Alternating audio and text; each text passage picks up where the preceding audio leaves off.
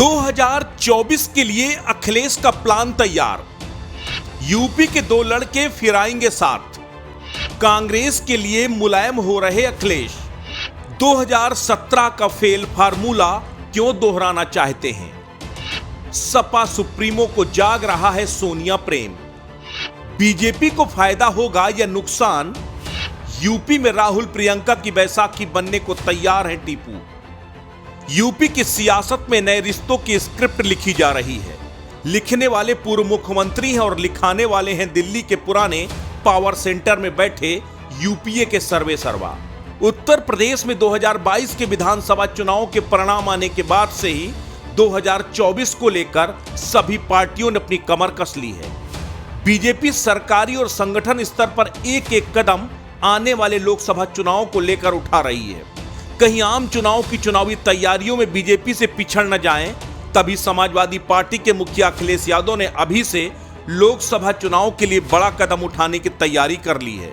भले ही समाजवादी पार्टी की तरफ से अभी तक औपचारिक ऐलान न हुआ हो, लेकिन अखिलेश के बयान, क्रियाकलाप और समाजवादी पार्टी के आंतरिक मसलों पर समय समय पर कांग्रेस नेताओं द्वारा दिए गए बयान से ये तस्वीर साफ हो गई है कि उत्तर प्रदेश में 2017 के बाद एक बार फिर समाजवादी पार्टी और कांग्रेस लोकसभा चुनाव के लिए गठबंधन करने वाले हैं। वैसे भी जब से अखिलेश यादव ने सपा की कमान संभाली है, एक के बाद एक चुनाव में वह पार्टियां बदल बदल कर गठबंधन का प्रयोग करते आए हैं। ये अलग बात है कि अभी तक उनका एक भी गठबंधन का प्रयोग सफल नहीं हुआ। खबर तो यह भी है कि इस बार पैरवी दोनों तरफ से हो रही है। इसके सूत्रधार प्रियंका गांधी और अखिलेश यादव हैं।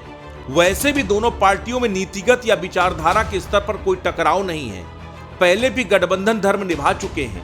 मुलायम सिंह ने भी केंद्र में यूपीए को बाहर से समर्थन दिया था। 2 राजनीतिक दलों के बीच राजनीतिक गठबंधन कभी रातों रात नहीं बनता। सियासी नफा नुकसान और विचार किया जाता है। अपने अपने कैडर के मतदाताओं की रुचि का ध्यान रखा जाता है।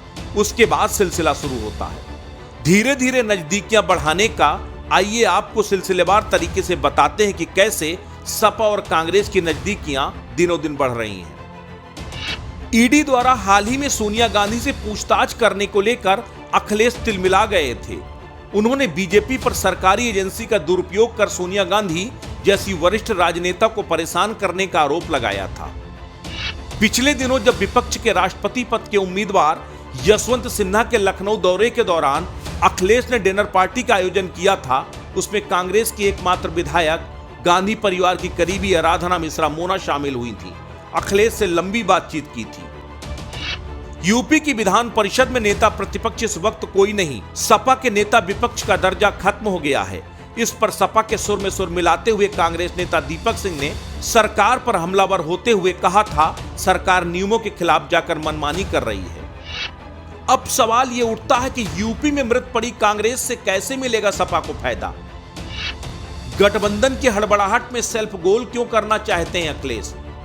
2017 में मुख्यमंत्री रहते हुए इस गठबंधन में हुए फेल, तो 2024 में विपक्ष में रहकर कैसे होंगे पास?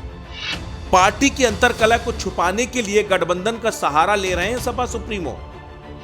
सपा के साथ रहने से बीएसपी की तरह कांग्रेस उठा पाएगी फायदा। मजबूत शिवपाल को किया दरकिनार, कांग्रेस से कर रहे हैं प्यार।